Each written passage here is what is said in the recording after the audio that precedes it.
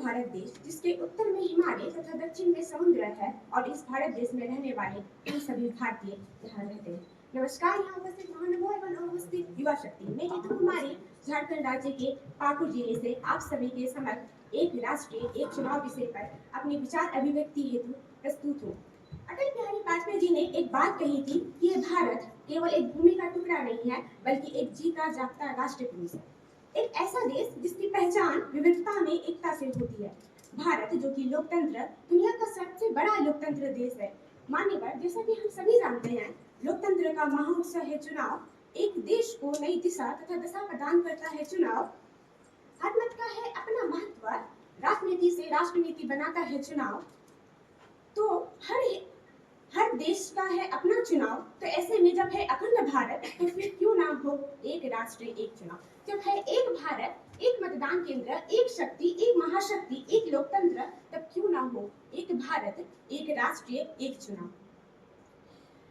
मान्यवर, चुनाव आयोग की रिपोर्ट के अनुसार प्रत्येक इलेक्शन में अनुमानित खर्च 4,000 से 5,000 करोड़ रुपए तक होता है। यदि एक राष्ट्र एक चुनाव के संकल्प को पूरा कर लिया जाए तो इससे न सिर्फ खर्च बचेंगे जबकि चुनाव में खर्च होने वाले यातायात के संसाधन तथा साथ ही समय भी बचेंगे और इसके साथ ही जो भारत के नेता है अपना अधिक विकास में अपना योगदान दे पाएंगे। चाणक्य जी ने एक बात कही थी कि राष्ट्र के निर्माण में सबसे महत्वपूर्ण योगदान शिक्षकों का होता है। परंतु जरा सोचिए, लगातार होने वाले इन विधानसभाओं तथा लोकसभाओं के चुनाव में शिक्षकों का अधिकतम ध्यान इन्हीं कार्यों में लग जाता है, जिसके कारण वो अपने समय का बहुत ही कम समय शिक्षकों को युवाओं को दे पाते हैं शिक्षा में।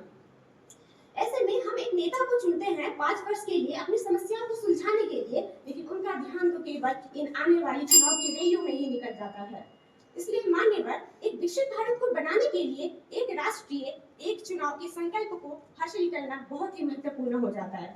परंतु मुझे इसमें एक समस्या नजर आती है कि अगर किसी कारणवश सरकार का विघटन हो जाता है या सरकार गिर जाती है तो ऐसे में क्या किया जाए। क्या ऐसे में एक राष्ट्रीय एक चुनाव के संकल्प को हम पूरा कर सकते हैं?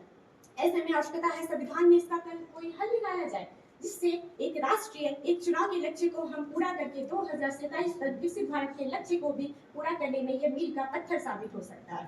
अंत में मैं राजनीतिक दलों एवं युवाओं का आह्वान करना चाहूंगी कि केवल धर्म, जाति, भाषा के आधार पर ही ना बट के रह जाए इंसान, केवल धर्म, जाति, भाषा के ही आधार पर ना बट के रह जाए इंसान, वोटर लिस्ट तक ही ना सीमित रह जाए इंसान। आओ चल मिलकर हम एक नया कदम उठाते हैं, राष्ट्र हित में हम एक राष्ट्र एक चुनाव के संकल्प को अपनाते हैं। धन्यवाद।